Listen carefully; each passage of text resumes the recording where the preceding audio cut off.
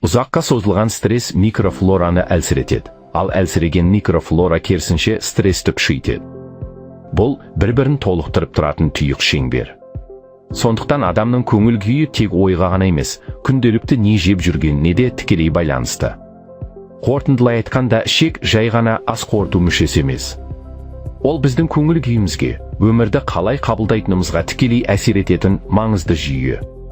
Егер адам өзін ұзақ уақыт мазасыз, әлсіз, шаршаңқы сезінсе, тек психологияға емес, ішектің жағдайына да назар аударған жөн.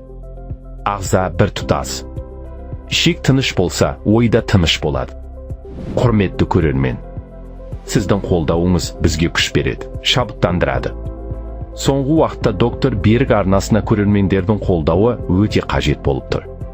Арнаға жазылып, лайк басып, пікір қалдырсаңыз, сіз тек бір арнаны емес, күн сайын жүздеген адамға пайдалы